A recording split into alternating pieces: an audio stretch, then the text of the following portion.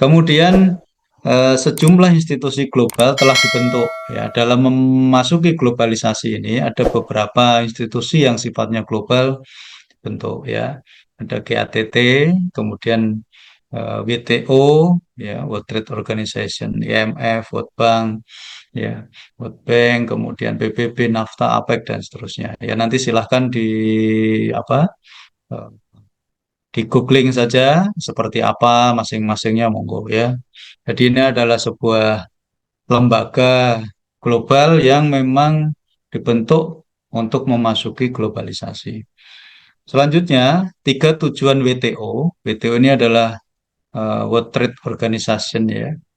Jadi sebuah organisasi perdagangan dunia. Ini ada tiga tujuan. Yang pertama, mempromosikan perdagangan dengan mendorong anggotanya mengadopsi praktek perdagangan yang adil. Walaupun dengan adanya globalisasi yang semuanya serba bebas ya tanpa hambatan, tetap harus melakukan perdagangan yang adil ya. Bagaimana didorong seperti itu.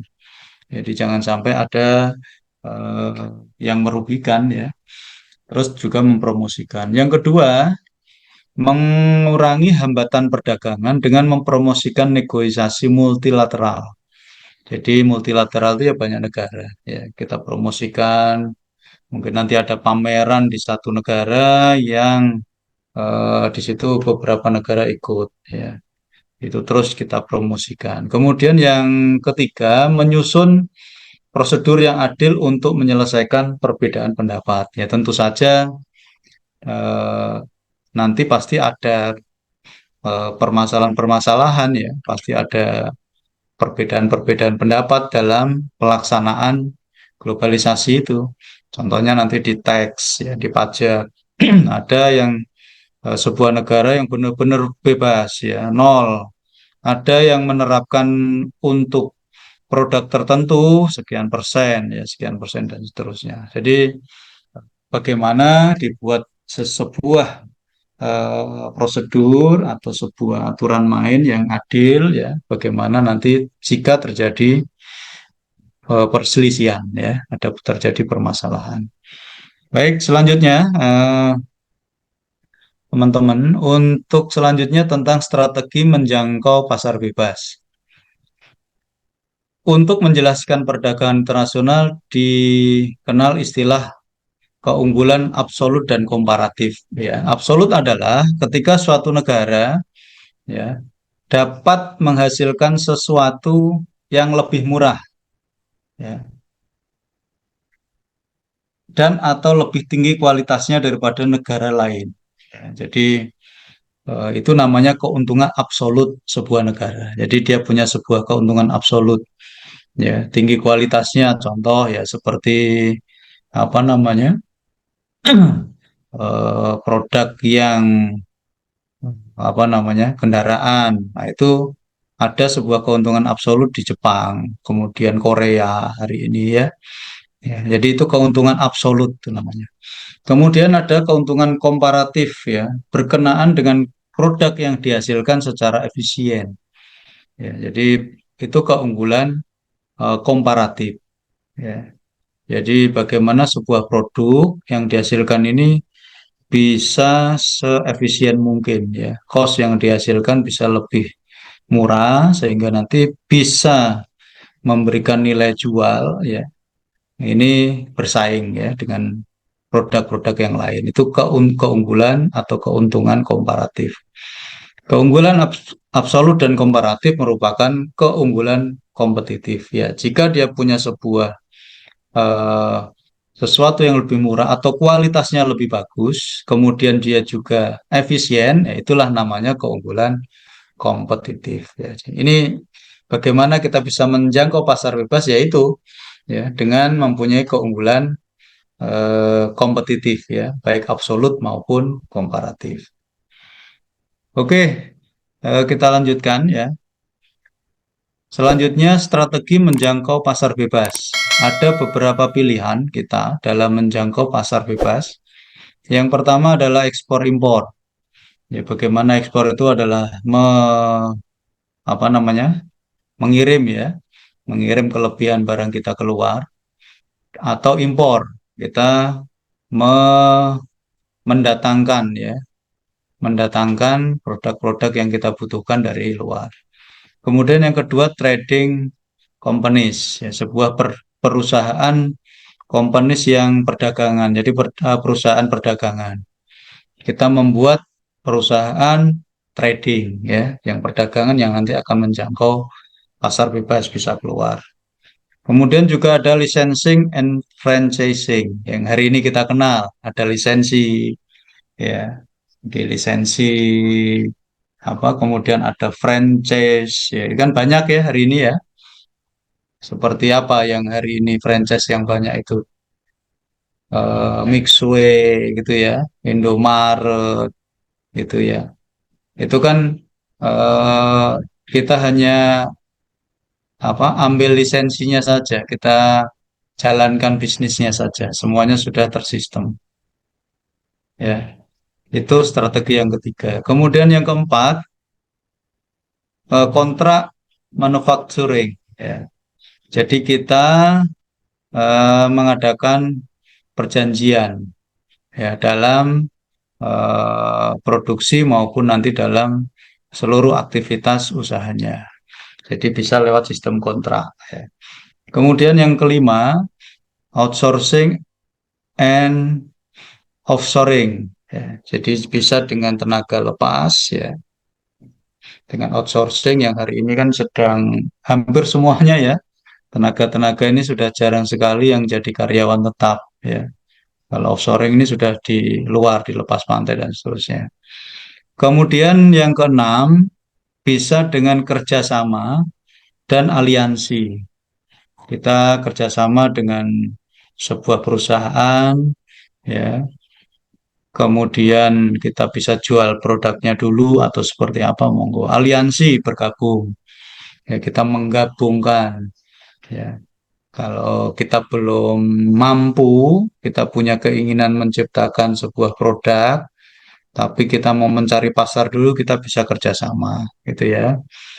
Bisa juga kita tadi gabung, ya, karena pasar pesaing kita ini di luar kita lihat cukup apa, solid, misalnya sangat besar ya, maka kita perlu bergabung. Ya.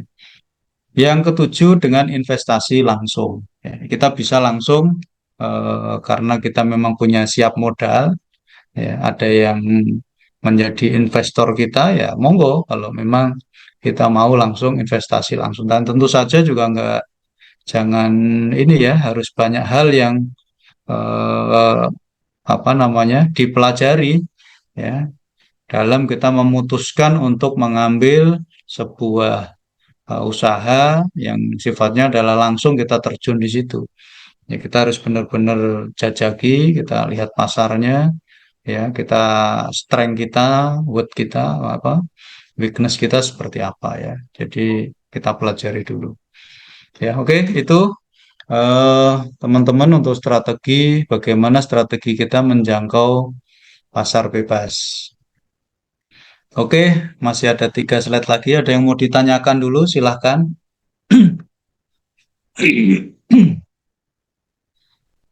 Tentang konsep pasar bebas, kemudian bagaimana strategi untuk menjangkau pasar bebas. Ada beberapa pilihan. Silahkan, ada yang mau ditanyakan.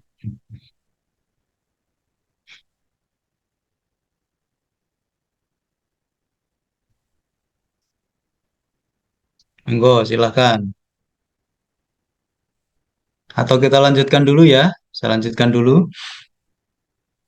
Lanjut, Pak.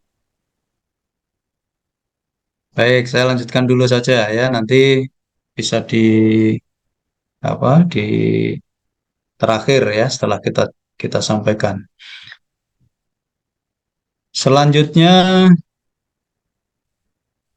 tantangan pasar bebas. Ya, tadi strategi sudah kita sampaikan ya. Paling tidak ada 7, ada beberapa pilihan ya, ada 7 pilihan yang kita bisa ambil. Bagaimana agar kita bisa menjangkau itu ya. Sebelum kita ambil pilihan itu, ini juga ada tantangan. Ya, tantangan pasar bebas yang kita juga harus pelajari, kita harus apa pahami ya agar nanti saat masuk ke pasar ini kita sudah siap ya dengan strategi yang kita buat. Oke, selanjutnya tantangan pasar bebas menurut Bond dan Coates ya 2005. Yang pertama, dampak perekonomian pada ancaman terorisme ya. Jadi ini sudah menjadi isu yang global ya, bahwa eh, ancaman adanya terorisme ini sangat berpengaruh pada perekonomian suatu tempat ya atau suatu negara. Ya, jadi ini tantangannya, makanya kita harus apakah di sana ada ya seperti eh, bukan hanya tentang terorisme, mungkin juga tentang faktor keamanan ya, faktor keamanan, faktor stabilitas ya, ini juga sangat mempengaruhi suatu tempat ya. Ini perekonomiannya, dampak ekonominya luar biasa. Ya, contoh yang hari ini mungkin sedang rame ya, Palestina ini ya pasti perekonomian tidak akan berjalan dengan bagus. Ya. Tantangannya di situ. Kemudian kemarin Rusia Ukraina itu juga sangat berpengaruh berdampak di perekonomian kita ya. Karena apa? Kita gandum itu impor. Gandum itu kita impor dari yang bertikai itu ya.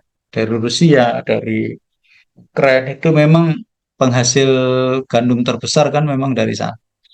Ya, kita ambil dari sana gitu. Jadi ini sangat berpengaruh berdampak pada situasi perekonomian. Ya, itu tantangan yang pertama. Yang kedua, pergeseran perekonomian informasi global. Ya, jadi tentang informasi yang sedemikian luar biasa, ya, ini juga mengalami pergeseran. Yang dulunya semuanya serba offline, ya, hari ini bisa lewat online. Yang dulunya harus informasi itu sangat lambat, sekarang very fast ya, sangat sangat cepat gitu. Jadi dulu butuh tempat untuk kita berdagang, perusahaan juga harus ada tempatnya, dan tempatnya pun harus tanda petik strategis, pinggir jalan luas dan seterusnya. Ini mengalami pergeseran ya. Gitu. Kemudian yang ketiga, semakin menuanya populasi dunia. Jadi dengan semakin populasi yang sedemikian apa namanya tambah terus ya, populasi pertambahan penduduknya sudah terus tambah, ini sudah tembus 6 miliar ya lebih kan. Ini eh, ini juga menjadi tantangan ya, bahkan nanti 2045 ada bonus demografi kita ya. Kalau kita tidak bisa mempersiapkan 2045 lewat ya sudah. Nah, ini tantangan pasar bebas ke depan seperti itu. Ya. Jadi kalau kita bisa menata mulai sekarang, kita bisa mempersiapkan mulai sekarang, tantangan yang ada di pasar bebas kita bisa eh, siap untuk masuk. Kemudian yang keempat, kebutuhan memperbaiki kualitas dan layanan pelanggan. Ya, class performance. Ya, jadi kita harus ke sana, ya. Jadi kita harus ke apa? Kualitas dan layanan kita kepada pelanggan ini harus kualitas yang mendunia, ya. Standarnya sudah standar dunia karena memang global. Jadi sudah tidak bisa lagi eh, mengikuti keinginan kita, ya.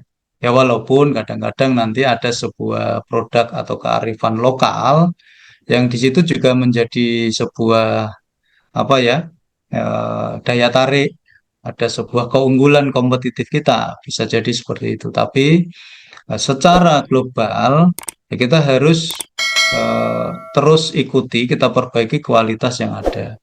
Ya seperti ada ISO ya, memang dibutuhkan itu ya kita harus ikuti itu. Itu tantangan-tantangan. Kita masuk ke Eropa itu kan ada standar-standar produk yang memang bisa masuk ke sana. Ya, ini yang harus kita terus perbaiki kualitas dan layanannya. Yang kelima, usaha dan pada persaingan semua kekuatan negara. Ya, jadi ini juga sudah apa kita harus pahami juga ya geopolitik ya, antar negara, bagaimana persaingannya ya antara hari ini dua poros besar. Ini kita harus baca juga. Ini di bidang usaha juga begitu ya.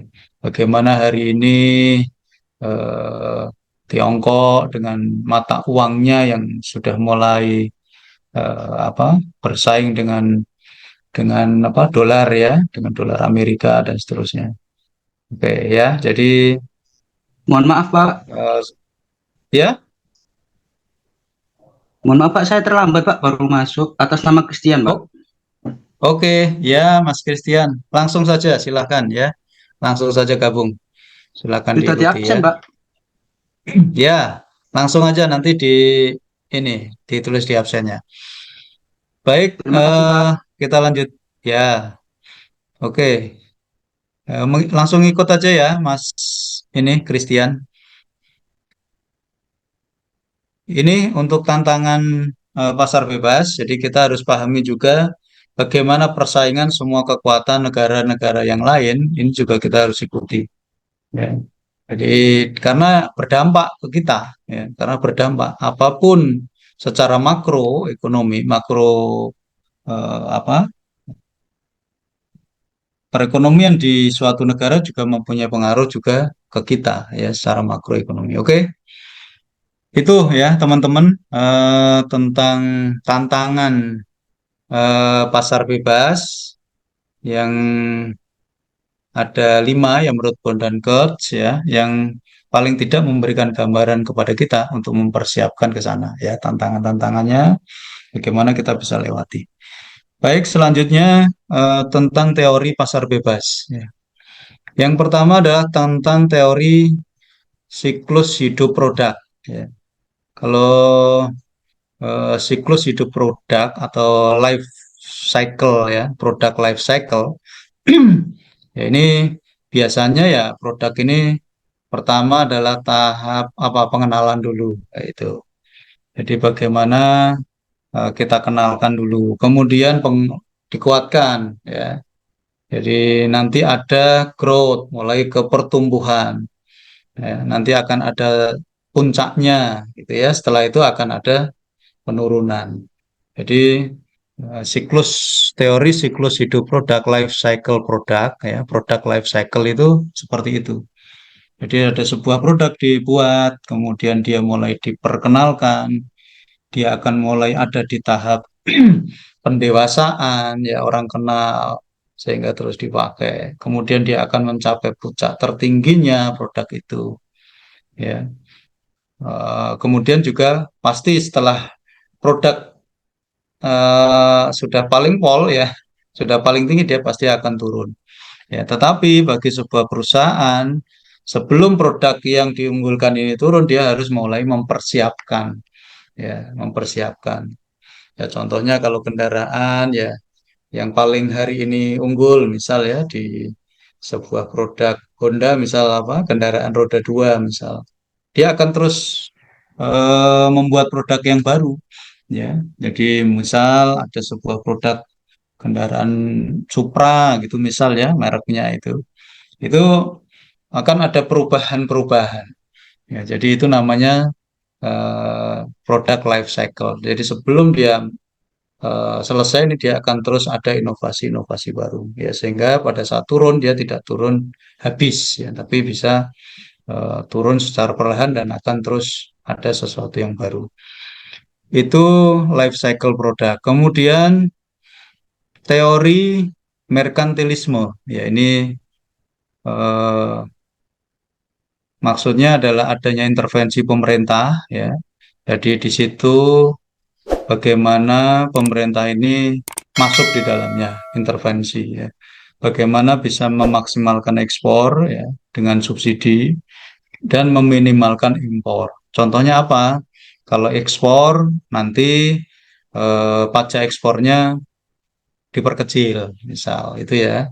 Dan meminimalkan impor. Tadi mungkin akan sebaliknya, impornya akan ada kebijakan-kebijakan itu. Itu namanya intervensi pemerintah ya, menerapkan tarif dan kuota impor. Jadi impor dibatasi, kuotanya sekian ya. Nanti dengan tarif sekian itu. Ya, jadi walaupun tadi globalisasi sangat bebas tadi tanpa hambatan, tapi dalam pelaksanaannya ya memang ya tidak bisa langsung seperti itu ya. Jadi tetap ada beberapa kebijakan-kebijakan ya di suatu negara yang bisa berbeda ya. Oke, teori merkantilisme. Kemudian ada teori keunggulan komparatif. Ini disampaikan oleh David Ricardo ya. Bagaimana perbedaan produktivitas sebuah negara tadi sudah keunggulan yang komparatif tadi ya. Komparatif itu apa? Bagaimana efisien ya. Bagaimana efisien dan produk apa? Sebuah produktivitas SDM-nya ini bisa meningkat. Ini keunggulan komparatif. Kemudian absolut, ya ini oleh Adam Smith, bagaimana eh, seseorang, sebuah negara ini mempunyai spesialisasi dalam menghasilkan produk, ya, karena dia spesialisasi, dia memang fokus di situ, maka dia akan mempunyai keunggulan absolut. Ya. Dia menguasai sekali teknologinya, ya, yang tidak dimiliki oleh yang lain. Ya. Jadi seperti itu. Kemudian juga impornya juga begitu, dia mempunyai keunggulan absolut.